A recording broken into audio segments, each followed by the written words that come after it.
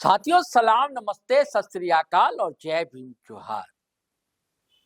साथियों, भारतीय जनता पार्टी नए प्रयोगों के लिए जानी जाती है।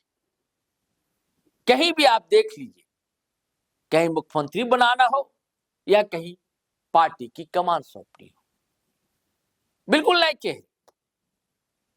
हम जैसे पत्रकार और कई राजनीतिक पंडित या सियासी गलियारों में जहां चर्चाओं में कुछ और नाम होते हैं, अब मोदी और शाह साहब की जोड़ी एक नए नाम को लाकर सामने धर देती है। आपने मोहन यादव को देखा ही, शिवराज सिंह चौहान ने इतने पसीने बहाए कि भैया मुख्यमंत्री तो मैं ही बनूंगा। बन कौन गए? मोहन यादव। उड़ीसा में आप देख लीजिए या अभी देख लीजिए, भाई जेपी नड्डा के बाद कौन होगा? इतने नाम चले, वसुंधरा राजे से लेकर शिवराज सिंह चौहान से लेकर संजय जोशी से लेकर कई नाम आए। नहीं ये बनेंगे, नहीं नितिन गडकरी के नाम भी चले, नहीं कोई भी होगा संघ का होगा या भाजपा का होगा। 2-3 सालों से ये चर्चाएं तेज थी। किसी ने सोचा भी नहीं था कि 4 टाइम का विधायक और नौजवान 40-45 साल का अब बिहार का कोई नेता भारतीय जनता पार्टी का राष्ट्रीय अध्यक्ष बन जाएगा। बन गया। वैसे झारखंड में किसी ने नहीं सोचा था कि आदित्य साहू जो है भारतीय जनता पार्टी के अध्यक्ष होंगे, लेकिन बना दिए गए। पहले कार्यकारी अध्यक्ष बने। लेकिन मुझे हैरानी इस बात की है कि झारखंड के पलामू से,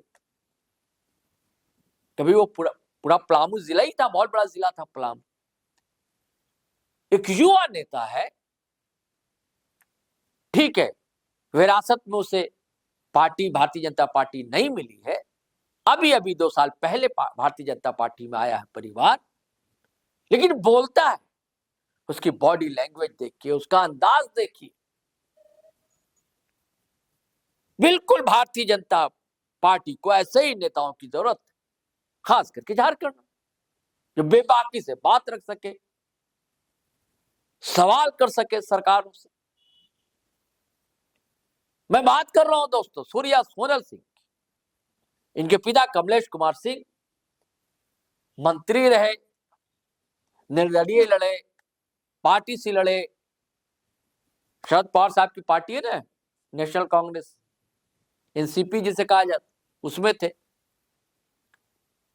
भाजपा में आए 2024 में चुनाव से पहले, लेकिन आरजेडी के संजय कुमार सिंह ने उन्हें पराजित कर दिया।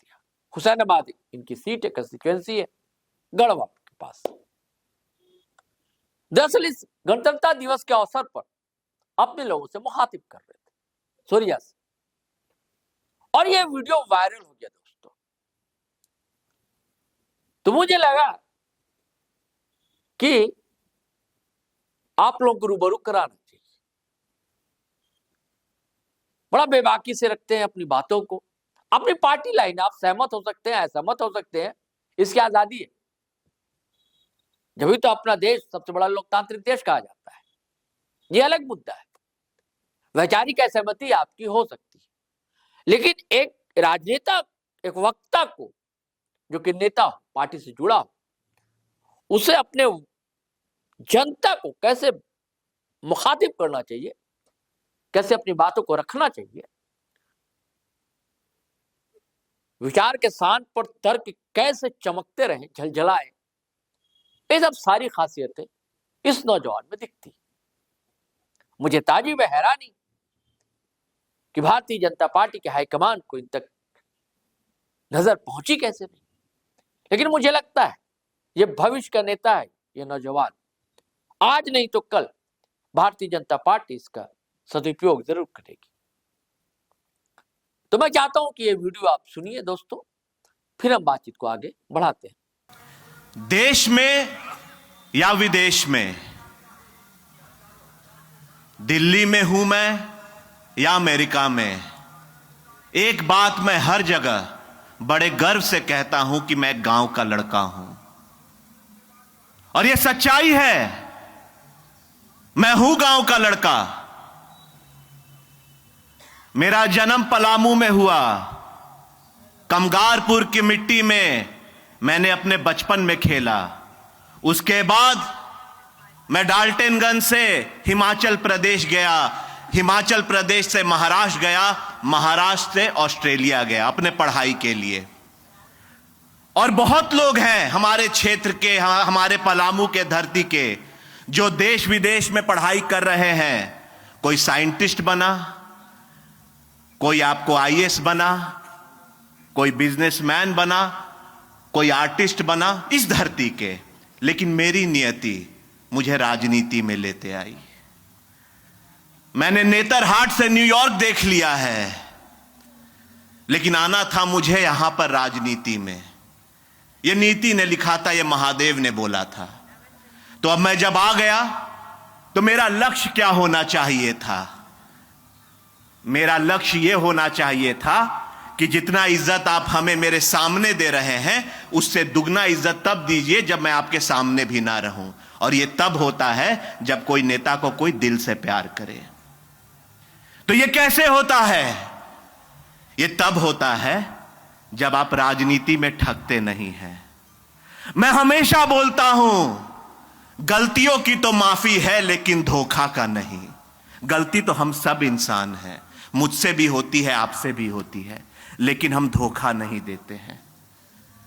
अगर हम राजनीति में आए, मेरा परिवार राजनीति में आया, मेरे पिताजी राजनीति में आए, तो जो सबसे बड़ी आपकी मूलभूत सुविधा थी, चाहे वो बिजली, सड़क, आपका स्वास्थ्य, उसको हम लोगों ने दिया, जो 50-60 साल से लोग भूल चुके थे। और मैं यहां गिनाऊंगा नहीं, मैं आपको बताऊंगा कि राजनीति का अर्थ मेरे लिए क्या है। राजनीति का अर्थ मेरे लिए है कि कल कोई भी राजनीति करे तो सच्चाई के साथ राजनीति करे। और साथियों, अभी अभी मतलब कुछ साल हुए हैं हम लोग बीजेपी में आए। हमें निमंत्रण मिला प्रधानमंत्री की तरफ से, हम आए बीजेपी में। क्यों आए? देश को अच्छे सरकार की, अच्छे नेता की जरूरत है, तभी देश बदलेगा। और आज देश किसके हाथों में सुरक्षित है? एक ऐसे सरकार के हाथ में जो मजबूत हो, कि एक ऐसे विपक्ष के हाथ में जिसे अपना ही पता नहीं कल वो आपका रक्षा कर सकेगा। और खासकर तब जब ग्लोबल पॉलिटिक्स, विश्व की राजनीति में देखिए क्या हाल बना हुआ है। एक गलत निर्णय भारत को कहां ढकेल देगा। तो हम और ऐसा नहीं है, समझिए, आप समझ सकते हैं। अगर आपको कुछ लगेगा कि मैं नहीं समझा पा रहा हूं तो आप पूछ भी सकते हैं, लेकिन मैं सच्चाई के साथ आपसे पूछना चाहता हूं कि आज 26 जनवरी है। संविधान आज के दिन 1950 में लागू हुआ। एक कमेटी थी संविधान की जिसने संविधान बनाया, जिसके प्रमुख अंबेडकर जी थे। तो क्या था संविधान? कि पंक्ति में आखिरी व्यक्ति भी जो बैठा रहे उसको भी न्याय मिले, सबको समानता मिले और भारतीयों को उनका हक मिले। आज देश में राजनीति के लिए क्या हो रहा है? रोहिंग्या, बांग्लादेशी, पाकिस्तानी, उनको घुसाया जा रहा है और भारत का वोटर बनाया जा रहा है कि हम चुनाव जीत सकें। और क्या कर रहा है बीजेपी? अगर एसआईआर करवा रहा है तो किसके लिए करवा रहा है? वो आपके लिए करवा रहा है, असली हिंदुस्तानी के लिए करा रहा है। मानता हूं कि कुछ नाम भी छूट गए होंगे जो सच में हिंदुस्तान के लोग होंगे। जब कोई बड़ी प्रक्रिया होती है तो कभी कभी छोटी गलतियां होती है, तो उसमें प्रावधान भी तो है कि अपना आप नाम जुड़वा सके। लेकिन देखिए बड़े स्तर पे क्या हो रहा है। बड़े स्तर पे अगर अनाज आ रहा है तो आपके 2 बच्चे हैं तो आपको हक मिल रहा है। कल कोई 10 बच्चे के साथ जो भारत का नागरिक भी नहीं है, अगर वो अनाज ले रहा है तो किसका हक जा रहा है? या गवर्नमेंट का स्कीम आ रहा है, या कोई भी सुविधा आ रही है, यहां पर हर एक आदमी को नुकसान होगा अगर उनका हक, जो हम सब भारतीय हैं, कोई घुसपैठिया ले जाए। पहले ही से हम लोग 1.5 करोड़ 150 करोड़ की आबादी है हमारे देश की। इतना बोझ पहले ही से है, ऊपर से हम बाहरियों का भी बोझ ले। अरे नेता का क्या है? उनको तो आधार कार्ड बनवा देंगे घुसपैठियों का कि वोट दो, वोट दे करके उनको चुनाव जिता देगा, लेकिन हक किसका जा रहा है? तो इसीलिए बीजेपी ने एसआईआर की शुरुआत की। आप देखिएगा झारखंड में भी आने वाला है, और उन्हीं लोगों को दिक्कत होती है जिनको भारतीय होने का गर्व नहीं, लेकिन घुसपैठियों होने का डर है। और या ऐसे लोग, मैं हर भावना का सम्मान करता हूं, जो भारतीय होकर के भी एसआईआर की प्रक्रिया में छट गए हैं, दुख होगा, क्योंकि जितना हमारा देश है उतना ही उनका देश है, लेकिन उसके लिए प्रक्रिया है। कोई भी बड़ा चीज अगर होता है तो छोटी छोटी आपको प्रॉब्लम होगी, असुविधाएं होंगी, लेकिन ये हमारे भविष्य के लिए है कि एक बार पूरा देश पहचान ले कि भारतीय कौन है और बाहरी कौन। और साथियों, बीजेपी में कोई अहंकार नहीं है, सुधार है।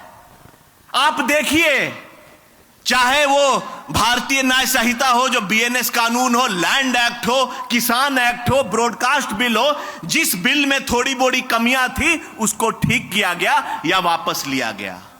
ये बीजेपी ने किया ना। क्योंकि मैं इसलिए बोल रहा हूं, आजकल एक वाक्य सबके दिमाग में कौतूहल बना रहा है, यूजीसी।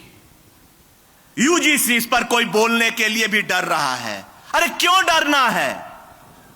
सच्चाई बोलना है, और अगर कोई कमी है तो उसको मिल करके दूर करना है। यूनिवर्सिटी ग्रांट्स कमीशन ये क्या क्या सुधार लाया है? यह आपके लिए सिंगल विंडो सिस्टम लाया है कि लाइन में अगर आपको खड़े रह करके 10 जगह जाना ना पड़े। डिजिटल क्रिएटिविटी लाया है। फॉरेन यूनिवर्सिटी को भारत के धरती पर लाने का न्योता मिला है। आपको कोर्स चुनने की और फ्लेक्सिबिलिटी मिली है। यह सब फायदा है। हां, हो सकता है कि कुछ कुछ जगह हम सरकार से अपनी बात रखना चाहते हो। और हम क्या, संविधान दिवस है आज संविधान आज लागू हुआ था। आप ये बताइए, बाबा साहब ने क्या बोला था? समाज के अंतिम पंक्ति में भी बैठे व्यक्ति को न्याय मिले, हर धर्म हर जात के लोग को न्याय मिले। अगर आपको लगता है कि यूजीसी में कोई ऐसी कमिटी है जिसमें सब धर्म के लोग होने चाहिए लेकिन कुछ बच गए हैं, आप लिख के दीजिए, क्योंकि ये हम नहीं चाहते हैं, ये बाबा साहब चाहते हैं। वही यूजीसी जिसमें एससी एसटी ओबीसी के हमारे भाई को ताकत दिया गया है, क्योंकि उनको ताकत देना जरूरी है। लेकिन इसका यह मतलब नहीं कि किसी को हम डराएंगे या किसी से हम ताकत लेंगे, तब तो बाबा साहब का सपना खत्म हो गया। आप लिख के तो दीजिए, मेरा कोई भी एसटी एससी ओबीसी का भाई कभी नहीं चाहेगा कि एक स्वर्ण के साथ अन्याय हो। क्यों चाहेगा एक यूजीसी का कमीशन कि झूठा कंप्लेन अगर कोई करे तो उस पर कोई कार्रवाई ना हो? क्योंकि अगर माहौल वो खराब करेंगे तो भविष्य में ये माहौल उनके लिए भी खराब रहेगा। लोगों को झूठा कंप्लेन करने का आदत हो जाएगा और प्रोफेसर बच्चों के बारे में सही से बोलने से भी डरेंगे, तो कैसे हम आगे बढ़ेंगे? अरे हम लोग जब बच्चे थे कितना बार हम लोग तो पिटा भी गए थे टीचर से। अब टीचर कोई पीट देता है तो क्या इसका मतलब ये नहीं पीटना नहीं चाहिए, लेकिन मैं बता रहा हूं कि जितना तपोगे तभी सोना या लोहा बन के निखरोगे। बचपन से ही छुई मुई जैसा अगर पढ़ाई होगा और अगर हम दुनिया नहीं समझ पाए तो क्या जाकर के हम एक मजबूत भारत को आगे बनाएंगे? और अगर मैं भी एक स्वर्ण हूं लेकिन मैं भारतीय हूं, अगर कोई कमी रह गई है मैं आपके साथ चलता हूं। पहले मैं गांव का लड़का हूं, मैं गांव में घूमता था, हजारों लोग मेरे साथ घूमते थे। लोगों ने बोला कि भैया अब डिजिटल पे भी जाना जरूरी होगा, तो आपके लिए 2018 में हम डिजिटल भी गए। शुरुआत मेरी 8,000 5,000 लोगों के साथ हुई थी, आज 8 लाख से ज्यादा हिंदुस्तान के लोग मुझसे जुड़े हुए हैं। तो मैं अपनी बात वहां भी रख रहा हूं, जमीन पे भी रख रहा हूं, ग्राउंड पे भी रख रहा हूं, डिजिटल पे भी रख रहा हूं, और आपको वापस बता रहा हूं, बीजेपी बुरी पार्टी नहीं है। अगर किसी चीज में सुधार चाहिए आइए मेरे पास, मैं चलूंगा आपके साथ। हो सकता है कल कोई मेरा एससी भाई आपका प्रस्तावक बने, क्योंकि वो अपनी सोच नहीं अंबेडकर की सोच को भारत सरकार को बता रहा है। अंबेडकर जी भगवान जैसा एक रूप थे, संविधान के प्रमुख चेयरपर्सन थे, और संविधान में हर लोग थे, हर जात के लोग थे, हर धर्म के लोग थे जब संविधान लिखा जा रहा था। और क्या हो गया है हमें? हम बट क्यों रहे हैं? अरे याद करिए भारत का इतिहास, तब कोई जात पात नहीं होता था, वर्ण होते थे। अगर कोई लड़ाई होती थी तो अगर एक क्षत्रिय को उसका तलवार एक लोहार भाई बना के देता था और एक क्षत्रिय अपना गर्दन कटाता था कि लोहार भाई का परिवार बच सके। ऐसे मिलजुल करके हम लोग आगे बढ़ते थे। कोई अगर सोच ले कि उसके बगैर हम चल लेंगे और हमारे बगैर वो चल लेगा, तो यह हिंदुस्तान की सोच नहीं, यह एक व्यक्तिगत सोच है। तो क्यों हम लोग बट रहे हैं?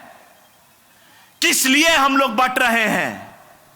सोचिए, जब लड़ाई होता था तो क्या होता था? एक ब्राह्मण मंत्र पढ़ रहा है और कोई जाकर के अगर वो तलवार लेकर के आगे बढ़ा, एक क्षत्रिय है, तो उसके पीछे बाकी धर्म के भी लोग खड़े हैं।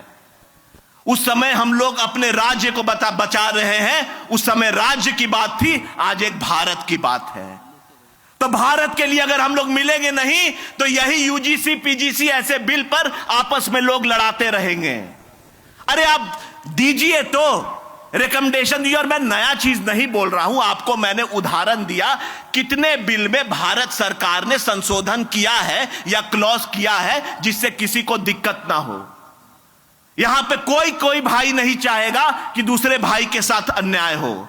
अरे सरकार की कुछ छोटी मोटी जो पॉलिसी में चेंजेस है उसके लिए आप क्यों लड़ रहे हो? अपने आप को बांट क्यों रहे हो? कोई ऐसा जगह नहीं है जहां देर तक अन्याय होते रहे और कोई सरकार देखते रहेगा। तो मेरा आपको यही कहना है, मैं वापस भी बोल रहा हूं, बटोगे तो मिटोगे। और मैं यहां की राजनीति से आपको बता रहा हूं, इस चुनाव में लोगों ने बांट ही दिया ना। नहीं तो अभी तक 1.5-2 साल सरकार के हो गए हैं, हम 300 लड़कों को अभी तक नौकरी काम दे दिए होते और 300 गांव में काम चल रहा होता। मेरी गलती क्या थी कि मैंने राजनीति को बदलने की कोशिश की? कहीं भी जाता था हमारे समय चापानल हर पंचायत में 10-10 दिया लगभग। आज कोई पूछ भी नहीं रहा है किसी को पानी का दिक्कत है। आप लोगों ने मुझे जो मंदिर दिखाया, 350 ज्यादा मंदिरों को मैंने जीर्णोद्धार किया। आज वहां माथा टेक रहे हैं आप लोग। क्या ये मेरी गलती थी? महिलाएं जब मुझे बोली कि बेटा यहां सड़क नहीं है, तो मैंने सड़क दिया जहां तक मेरी जितनी ताकत थी उस समय। शुरुआत आज भी हमारा क्षेत्र पिछड़ा हुआ है, लेकिन कैसे पिछड़ा हुआ है? जब भी कोई काम करने वाला आता है आप उसको लगातार रखिएगा, तब ना बदलाव दिखेगा। अगर मैं फिर आऊंगा, फिर आपके गांव में आऊंगा 4 साल के बाद, अगर आप जिताते हैं तो फिर से मुझे वही सड़क बनाना होगा जो सड़क मैंने 10 साल पहले बनाया था, और वो रिपेयरिंग होते रहना चाहिए था। तो मैं नया कब करूंगा?